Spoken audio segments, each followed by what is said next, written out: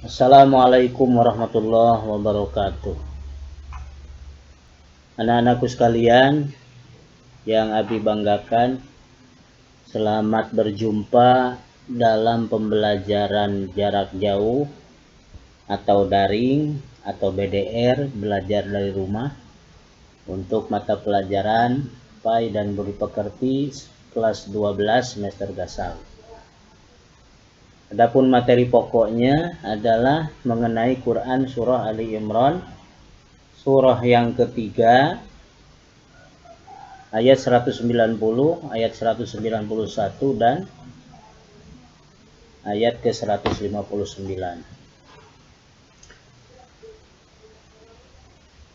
Mudah-mudahan kita berdoa, mudah-mudahan Allah Subhanahu wa taala melancarkan, memudahkan dan memberhasilkan kalian semua untuk dapat mencapai tujuan pembelajaran kali ini, yaitu bahwa setelah pembelajaran daring ini kalian diharapkan bisa mampu memahami, menganalisis dan mengevaluasi hukum-hukum bacaan dalam ayat tersebut. Oke, anak-anakku sekalian, sebelum masuk materi mari kita awali dengan basmalah. Bismillahirrahmanirrahim. Baiklah anak-anakku sekalian, sekarang mengawali materi ini perhatikan penggalan ayat berikut. Ini merupakan penggalan dari Quran surah Ali Imran 190. Allah Subhanahu wa taala berfirman, Inna fi khalqis samawati wal ard wa ikhtilafil laili wan nahar la ayatin li ulil albab. Kalau mau langsung habis. Tapi di situ kita penggal sampai wan nahar. Ingat bahwa materi kita ini bertujuan untuk, pada pertemuan ini bertujuan untuk memahami, menganalisis dan mengevaluasi hukum bacaan. Yang harus kalian analisis adalah pertama, apa saja kalimatnya, kemudian apa saja hukumnya, bagaimana cara membacanya, apa alasannya, mengapa alasannya bisa dihukumi tertentu. Anak-anakku sekalian, kalau melihat pada tayangan itu, tayangan slide ini, di sini ada 5 warna yang menunjukkan 5 macam hukum. Ada yang berwarna merah, ada yang berwarna hijau, oranye, biru, dan ini antara biru dan hijau. Untuk yang berwarna merah, di sini hukumnya adalah, kalimatnya adalah inna ini. Inna hukumnya gunnah musyaddah. Kenapa disebut gunnah musyaddah? Syaddah itu dari syiddah, musyaddah itu dari syiddah, artinya tasdid. Ini tasdid. Nah, setiap ada nun yang bertasdid, maka hukumnya gunnah musyaddah. Ada lagi satu huruf gunnah musyaddah, yaitu mim, huruf mim yang bertasdid. Jadi ini hukumnya gunnah musyaddah. Kenapa? Karena ada huruf nun yang bertasdid. Jadi kalau yang tidak bertasdid, dia tidak dihukumi sebagai gunnah. Bagaimana cara membacanya? Dengan mendengungkan bunyi nun yang bertasdid tadi. Karena gunnah itu artinya, arti gunnah itu dengung. Praktiknya bagaimana? Inna, itu contohnya inna. Beda dengan ina. Tapi karena ada tasdid ini maka dibaca inna. Imma, amma, walamma. Tuh misal contoh yang lain ya. Kemudian yang kedua, yang berwarna hijau ini hukumnya mad tabi'i ya. Di sini juga ada mad tabi'i alif. Ada 3 mad tabi'i alif. Apa itu mad tabi'i? Mad tabi'i itu sama dengan mad asli. Apa itu mad asli? Mad yang disebabkan oleh adanya huruf mad yang asli. Huruf mad asli itu ada 3. Alif, waw, dan ya. Nanti ada penjelasan. Nah, di sini hukumnya yang hijau ini mad tabi'i, mad tabi'iyya. Karena apa? Karena setelah harokat kasroh baris bawah ini ada ya yang berharokat sukun. Atau dengan bahasa di sini, kenapa fi dihukumi sebagai mad tabi'iyah? Karena huruf ya berharokat sukun setelah kasroh. Cara membacanya bagaimana? Cara membacanya adalah dengan memanjangkan bunyi fi sebanyak 2 harokat. Tidak boleh lebih dan tidak boleh kurang. Kemudian begitu juga dengan yang ini. Ini mad tabi'i juga, cuma namanya mad tabi'i alif. Apa sebab? Karena huruf alif setelah fathah. Ini alifnya, ini fathahnya. Nah, kalau pada kalimat ini, mana alifnya? Pada kalimat mawat ini, alifnya digantikan dengan tanda ini, tanda harokat tegak. Asalnya, kalian bisa lihat di sini, asalnya atau dengan bentuk lainnya bisa seperti ini. As sama, kemudian wati. Nah, jadi ini maknya, ini wa-nya. Apa bedanya dengan ini? Kalau ini masih ada mim, mimnya di depan mimnya tidak ada alif secara langsung.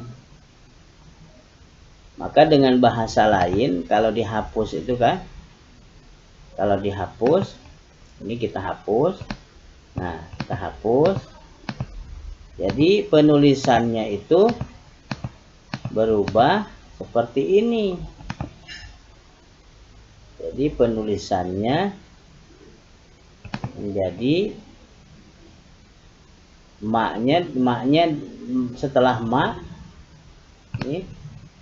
Nah, setelah ma hilang ke alifnya, dinaikkan ke sini. Ini sekaligus menjadi pertanda bahwa ini harokat. Kemudian yang ketiga,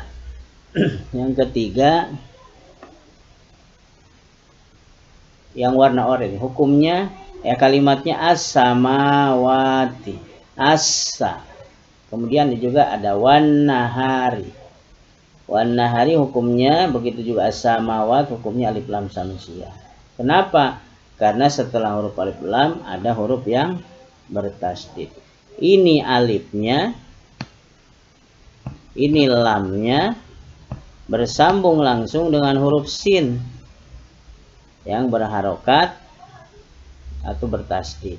Ini alifnya, ini lamnya, ini huruf nun bertasdid. Oleh karena setelah alif dan lam ini ada huruf yang bertasdid atau bersambung langsung dengan huruf bertasdid, maka hukumnya hukumnya alif lam samsiyah. Bagaimana cara membacanya? Idgham artinya memasukkan. Jadi memasukkan bunyi al pada huruf sin, atau ini memasukkan bunyi al pada huruf nun. Dalam penulisannya ada huruf alif dan lam, tetapi dalam mengucapkannya, dalam bunyi bacaannya, dia menjadi hilang alnya, dilebur, dimasukkan kepada huruf sesudahnya. Yang tadinya al samawati diganti atau menjadi as samawati. Yang tadinya al nahari jadi an nahari, bukan yang tadinya, itu maksudnya itu. Yang penulisannya al samawati dibaca as samawati. Yang penulisannya al nahari dibaca an nahari. Beda dengan ini. Ini namanya izhar qamariyah atau alif lam qamariyah. Kenapa disebut alif lam qamariyah? Karena setelah huruf alif lam, ini alifnya, ini lamnya. Nah, ini huruf hamzah. Tidak ada toh di atas hamzah tasdid. Dengan kata lain, setelah alif lam atau alif lam tidak bersambung dengan huruf bertasdid, maka hukumnya al-qamariyah. Bagaimana cara membacanya? Al-qamariyah sama dengan idhar qamariyah. Idhar artinya jelas, berarti menjelaskan, caranya menjelaskan bunyi al. Jadi wal ar tetap ada l. Wal ar beda dengan ini. Tulisannya wal nahari tapi pembacaannya harus wan nahari. Itulah. Kalau tidak paham nanti di kolom komentar boleh ditanya ya. Nah, ini mengutip dari buku yang kalian juga mungkin pada punya, pada megang. Di buku ini ada tabel yang isinya yang terdiri dari 4 kolom. Kolom nomor, lafaz, hukum bacaan, dan alasan.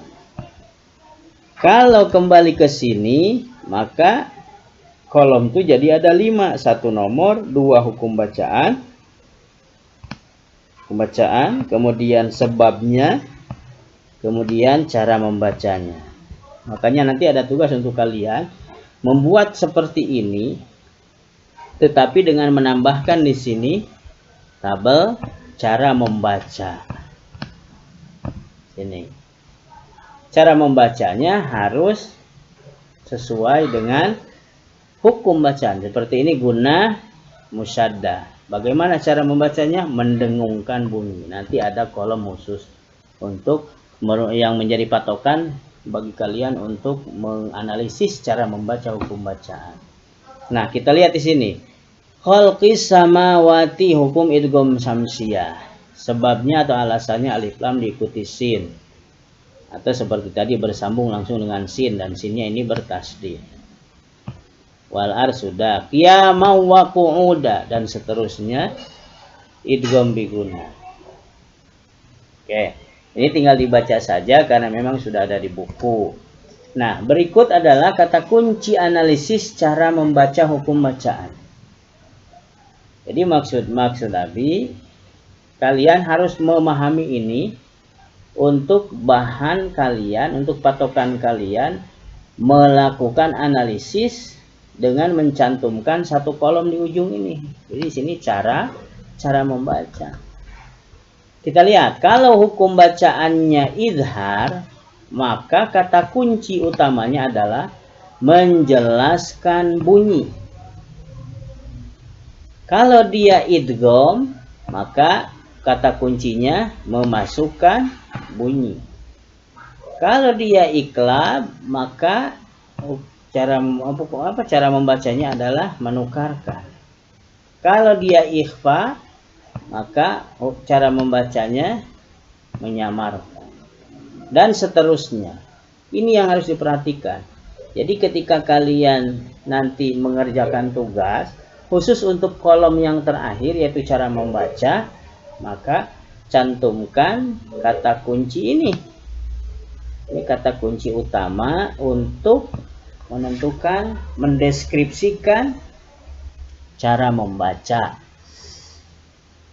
Nah, kita lihat dulu sekedar penjelasan ulangan. Kenapa idhar itu menjelaskan? Karena idhar itu secara bahasa artinya jelas. Sedangkan menurut istilah, idhar adalah menjelaskan bunyi bacaan tertentu ketika mengenai huruf-huruf yang sudah ditentukan. Huruf idhar, kalau dalam hukum nun mati dan tanwin ada 6. Kalau dalam tinjauan alif lam qamariyah, hukum alif lam ada 14. Nah, kita ambil contoh. Minhum, di sini ada nun mati. Bunyi nun mati, di sini bacaan nun mati, bacaan huruf tertentu. Dalam hal ini nun mati. Nah, ini. Maka wajib dibaca jelas. Minhum. Karena hukumnya idhar. Kenapa?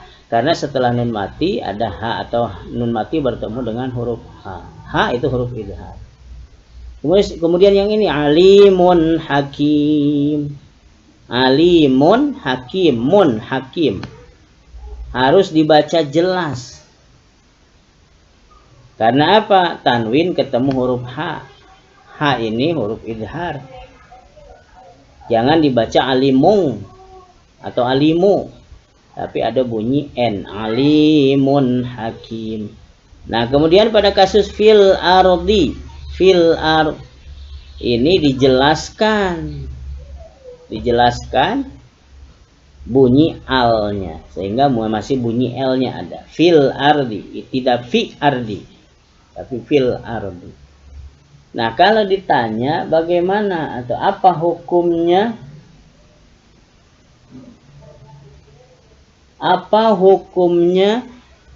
bacaan minhum, hukumnya izhar. Kenapa nun mati bertemu huruf H?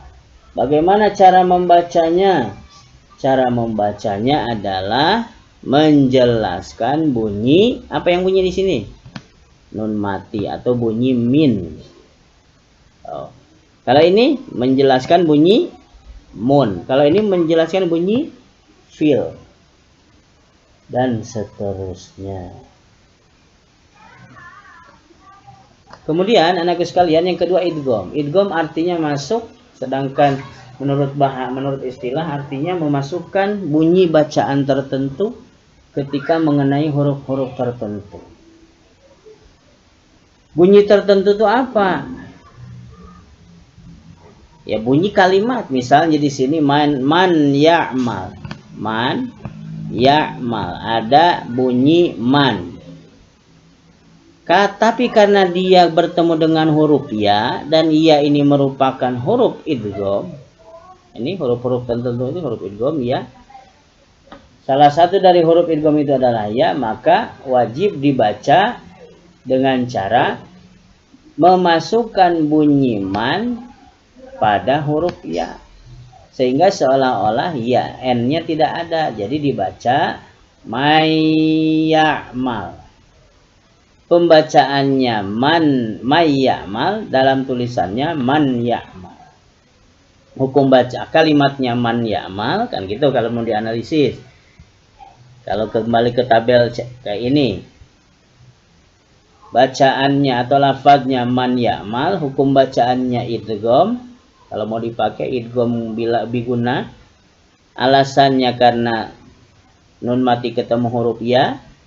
Cara membacanya adalah dengan memasukkan bunyi man pada huruf ya.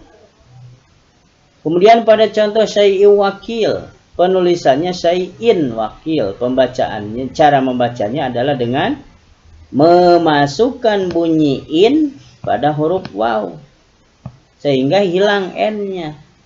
Jadi dibaca syai'in wakil, hukumnya idgham biguna. Kalau pada contoh watini, ini idgham syamsiyah seperti tadi, alif lam bertemu huruf yang bertasdid, maka dilebur al-nya ke huruf ta ini kalau di sini. Jadi dibaca watini, padahal penulisannya waltini. Kemudian yang berikutnya iklab. Iklab artinya menukarkan. Maksudnya menukarkan huruf ba dengan mim ketika bertemu dengan huruf nun mati atau huruf yang berharokat sukun. Nun mati atau, maaf ini salah. Jadi ketika bertemu dengan huruf nun mati atau huruf yang berharokat tanwin, bukan sukun.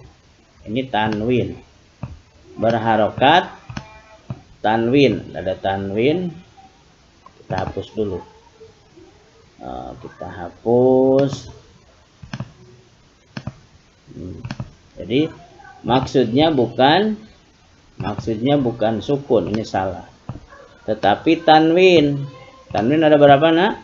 Ada 3, tanwin fathah, tanwin kasrah, dan tanwin dhamma. Nah, ketika bertemu dengan huruf yang berharokat ini, huruf ba tadi, maka wajib ditukarkan ba-nya ini, bunyi ba-nya ini ke huruf mim, seolah-olah tidak ada ba-nya. Tulisannya min ba'di, bacaannya mim ba'di. Ditukarkan ba-nya ke mim, padahal dalam faktanya tidak ada mim. Sebab kalau tidak ditukarkan susah. Min ba'di dibaca mi ba'di. Misalnya ini diidghamkan. Salah. Maka ini hukumnya idgham. Jadi ini dimasukkan ke sini setelah mim ditukarkan dengan huruf ba. Begitu juga dengan hobi rumbima. Run ini ditukarkan, dimasukkan ke bunyi mim setelah mim ditukar dengan ba. Padahal kalau ditanya kenapa ini disebut iklab, karena nun mati ketemu huruf ba.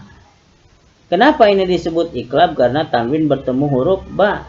Tapi kepada kenyataannya dibaca mim ba'di khabirum bima. Berikutnya adalah ikhfa. Secara bahasa ikhfa artinya samar. Adapun maksudnya adalah menyamarkan bunyi bacaan tertentu ketika mengenai huruf-huruf yang sudah ditentukan. Yang dimaksud bacaan tertentu, bunyi bacaan tertentu ini. Di sini contohnya minkum, min. Kalau di sini in. Nah, bagaimana dia cara membacanya? Cara membacanya adalah dengan menyamarkan bunyi min tadi karena ketemu dengan huruf kaf. Huruf kaf ini huruf qaf merupakan 2 dari 15 huruf-huruf ikhfa. Kalau ini dibaca menjadi minkum, ini syai'in qadir, seperti ang, padahal tidak juga seperti ang ya. Tapi ini gambarannya saja. Samar.